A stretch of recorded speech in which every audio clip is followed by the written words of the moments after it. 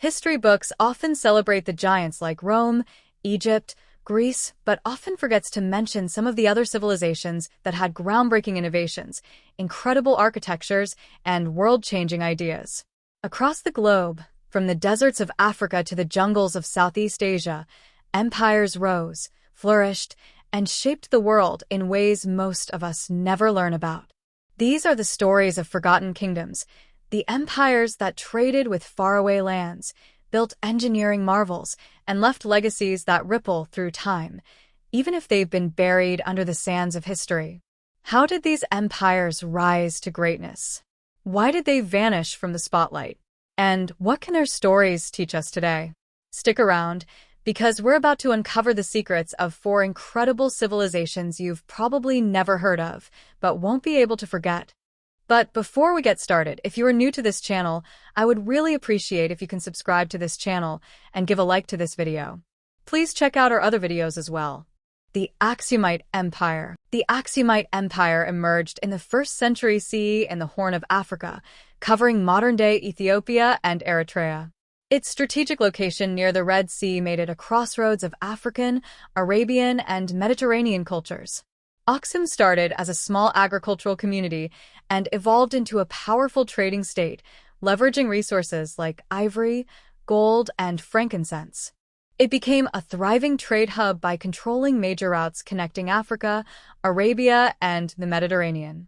Its bustling port city of Adulis was the centerpiece, exporting ivory, gold, and exotic animals while importing luxury items like silk and spices.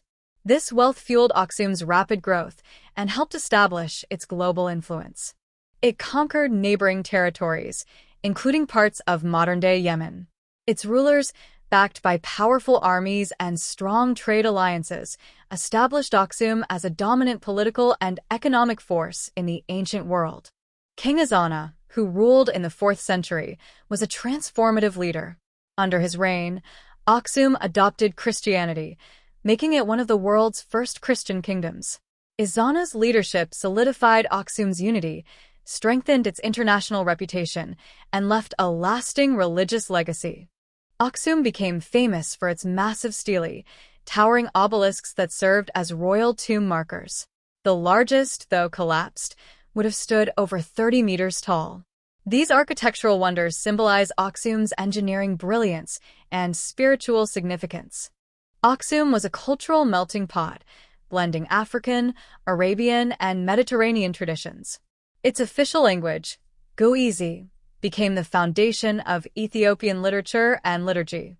Coins minted in Axum depicted rulers and symbols of trade, showcasing a sophisticated economy. Christianity shaped Axum's identity, with its leaders actively promoting the faith. Churches and monasteries were built, making Axum a religious center in the ancient world. The empire's adoption of Christianity inspired other African regions to follow. Axumite engineers developed advanced irrigation techniques and terraced farming to sustain their empire. These innovations allowed them to produce surplus crops and support a growing population.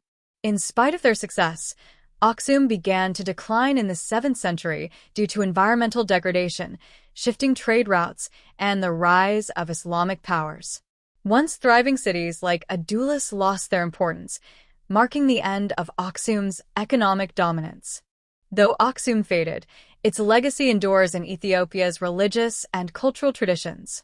The Goezi script and Christianity remain central to Ethiopian identity, while Axum's monuments continue to inspire awe. The glorious Chola Empire. The Chola Empire's origins trace back to the Songhai period, circa 3rd century BCE to 3rd century CE. The Cholas began as a prominent Tamil dynasty in the southern region of India, primarily in present-day Tamil Nadu. They rose to power along the fertile banks of the Kaveri River, which supported flourishing agriculture. Mentioned in Songhai literature, early Chola kings like Karakala Chola expanded their influence through trade and warfare. This initial phase set the foundation for a kingdom destined to become a maritime and cultural powerhouse. Karakala Chola is one of the earliest and most celebrated rulers. Known for constructing the Grand Anicut, Kullanai, an enduring dam on the Kaveri River, he ensured agricultural prosperity. His military campaigns strengthened the Chola hold over southern India and coastal trade routes.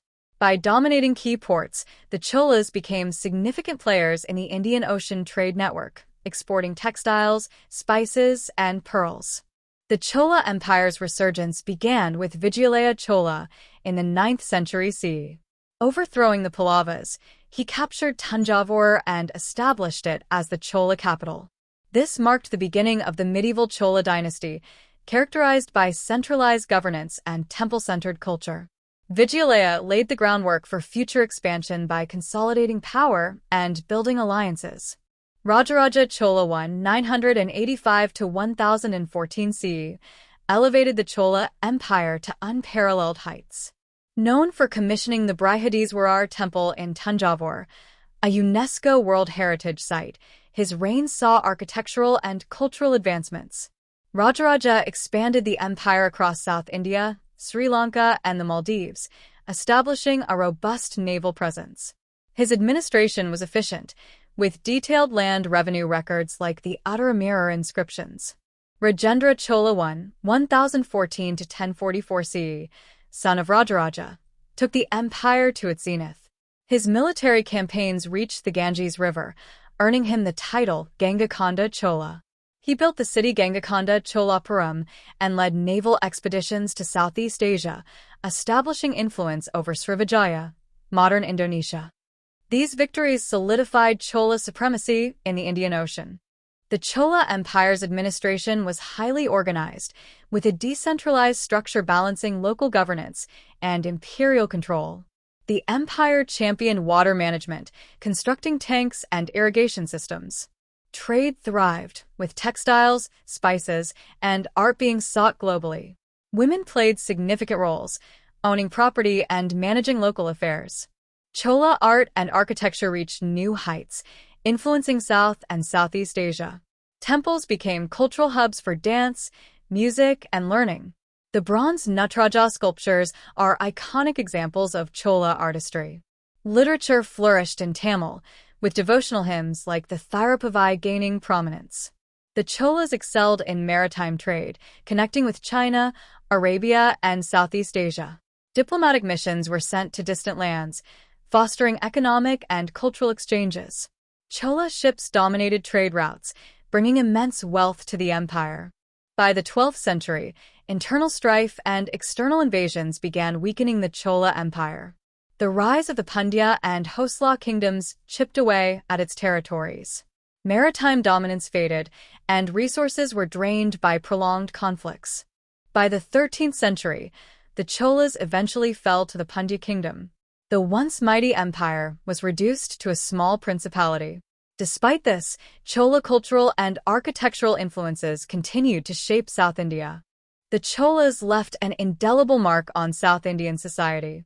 Their advancements in water management, temple building, and Tamil culture remain celebrated. The Tamil diaspora traces its roots to Chola trade and migration. The Chola Empire may have fallen, but its influence is eternal. The Tamil language, art, and traditions owe much to Chola patronage. Their legacy continues to inspire pride and identity in Tamil Nadu and beyond. The Khmer Empire. The Khmer Empire, located in present-day Cambodia, originated in the early 9th century under the rule of Jayavarman II. He is credited with founding the Khmer Empire in 802 CE by uniting various kingdoms and declaring himself a god-king. Jayavarman established the capital at Hariharalaya, near modern-day Angkor. The Khmer began as a powerful agricultural society, benefiting from the fertile lands of the Tunnel Sap Lake and the Mekong River. This early consolidation laid the foundation for one of Southeast Asia's most influential empires. Under Jayavarman II's successors, particularly Suryavarman I and Udayadityavarman I, the empire began expanding its territory and consolidating power. By the mid-9th century, the capital was moved to Angkor. The rise of Angkor was marked by its transformation into a grand city with impressive temples, extensive water management systems, and agricultural advancements. Hinduism became the dominant religion, with many kings portraying themselves as divine incarnations of Hindu gods. This religious shift laid the groundwork for the grand temples that would follow. Jayavarman VII is often regarded as the greatest ruler of the Khmer Empire. His reign marked a period of prosperity, territorial expansion, and cultural flourishing. Jayavarman embraced Buddhism and made it the state religion, leading to the construction of iconic monuments, such as the Bayon Temple. Under his leadership, the Khmer Empire also repelled the Cham invaders and expanded its influence over neighboring regions like present-day Laos, Thailand, and Vietnam. The construction of Angkor Wat, commissioned by King Suryavarman II, remains one of the world's greatest architectural feats. Angkor Wat was originally a Hindu temple dedicated to the god Vishnu, but it later transformed into a Buddhist temple. Its intricate carvings, massive size, and celestial alignments made it an architectural wonder. It was part of a larger city complex that epitomized the grandeur of the Khmer Empire and its architectural and religious ambitions. One of the most impressive achievements of the Khmer Empire was its advanced water management system. The empire constructed an intricate network of canals, reservoirs, and irrigation systems, allowing them to cultivate rice efficiently. The creation of the vast artificial lake, the Baray, is an example of their ingenuity. These systems supported the growing population and provided a steady food supply, contributing to the empire's stability and prosperity. During its peak, the Khmer Empire stretched across present-day Cambodia, Thailand, Laos, and parts of Vietnam. The Khmer capital of Angkor became a hub for regional trade, and Khmer merchants interacted with the Chinese, Indian, and Malay traders.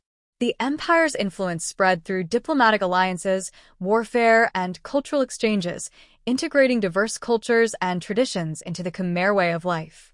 The Khmer Empire was known for its rich culture and contributions to art, architecture, and literature.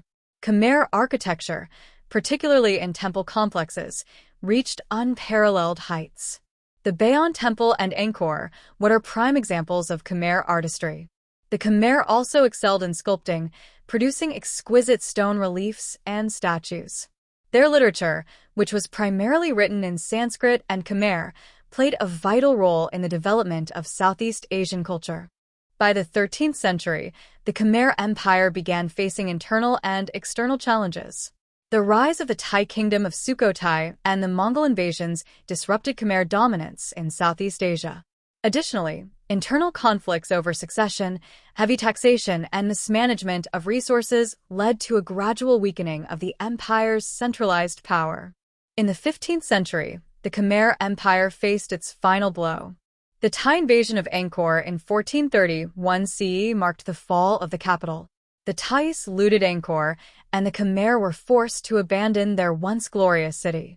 Though the Khmer Empire lingered for a few more decades, the loss of Angkor marked the effective end of their dominance in Southeast Asia. After the fall of Angkor, the Khmer Empire split into smaller, weaker states. The Khmer people retreated to other regions, and the once thriving empire was fragmented. Though Angkor ceased to be the capital, the legacy of Khmer culture and religious practices continued, particularly through the spread of Buddhism. Despite the collapse of the Khmer Empire, its cultural influence persisted. The architectural styles, religious practices, and political ideas of the Khmer were adopted by surrounding kingdoms. The temples of Angkor remain as a powerful testament to the empire's grandeur and cultural significance in Southeast Asia. Today, Cambodia takes immense pride in its Khmer heritage. Angkor Wat is a symbol of national identity, appearing on the Cambodian flag and celebrated in art, culture, and politics.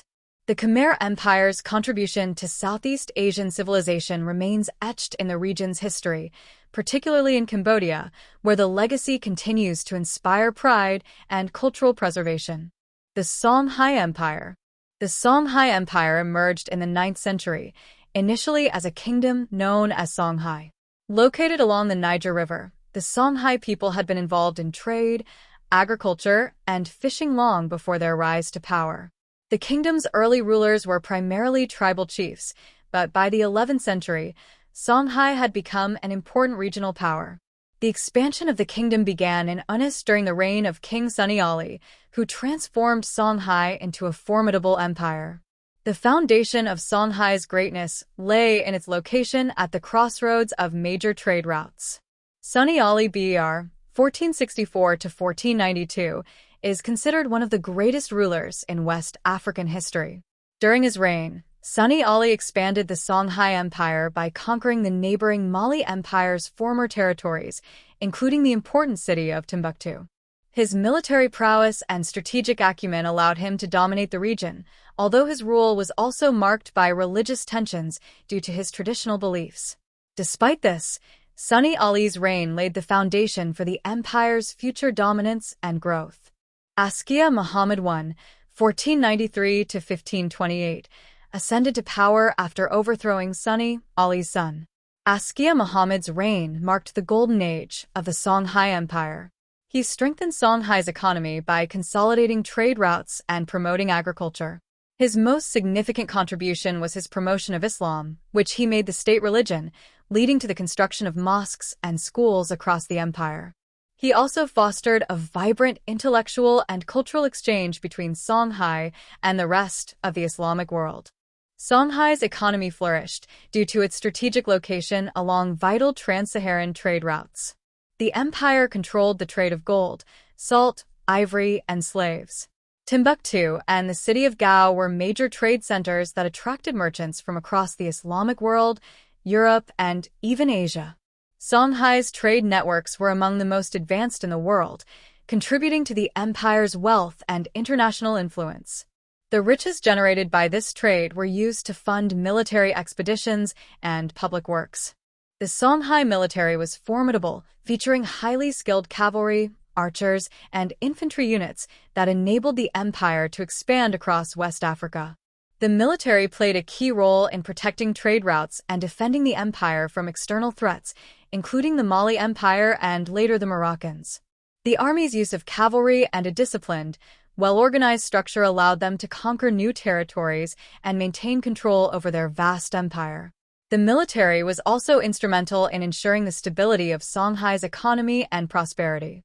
Islam played a central role in Songhai society. Under Askia Muhammad, Islam became the state religion, and the empire established close ties with other Islamic empires. Mosques and schools were built in major cities like Timbuktu, fostering an intellectual and religious renaissance. The spread of Islam not only strengthened Songhai's internal cohesion but also helped the empire integrate into the broader Islamic world, establishing trade, cultural, and diplomatic relations with powerful Muslim kingdoms. Songhai became a center of learning and culture. Timbuktu, in particular, was renowned for its prestigious university and vast libraries filled with thousands of manuscripts on subjects such as astronomy, mathematics, and philosophy. Scholars from across the Muslim world came to study in Songhai, making it a hub for intellectual exchange. Songhai also excelled in the arts, including music, literature, and architecture, with the construction of beautiful mosques and public buildings. After Askia Muhammad's death, Songhai faced internal power struggles.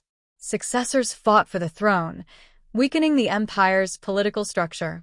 Additionally, the empire's reliance on slave labor and harsh taxation led to widespread discontent among the population. The empire's leadership became increasingly unstable, and regional governors began to assert their independence, further fragmenting the once unified empire. In 1591, the Songhai Empire faced its most significant external threat when the Moroccan Sultan Ahmad al-Mansur invaded with a well-equipped army, using firearms. The Moroccan forces, though vastly outnumbered, defeated the Songhai army at the Battle of Tondabai. This defeat severely weakened Songhai's military power, and the empire struggled to recover from the loss of its military dominance. After the Moroccan invasion, the Songhai Empire rapidly declined. The loss of its capital, Gao, along with widespread instability, led to the fragmentation of the empire. While smaller factions continued to resist Moroccan control, they were unable to regain the former glory of Songhai. The empire effectively dissolved by the early 17th century, marking the end of one of West Africa's greatest civilizations. Though the Songhai Empire fell, its legacy continues to resonate in West Africa. The empire's advancements in trade, culture, and governance laid the groundwork for future African states. The educational contributions of Timbuktu and the vibrant cultural achievements of the Songhai people are still celebrated today. The memory of the empire is preserved in the region's rich traditions and history. The Songhai Empire's impact on modern Africa is evident in the cultural, political, and social fabric of the region. The idea of a powerful, centralized African empire influenced later African leaders and movements. Today, Songhai's legacy can be seen in the continued importance of trade routes, Islamic scholarship, and regional cooperation across West Africa. Throughout history, forgotten empires like the Songhai, Khmer, Axum, and Chola have shaped the world through trade, culture, religion, and innovation. Their maritime prowess, architectural marvels, and intellectual contributions left enduring legacies that resonate today.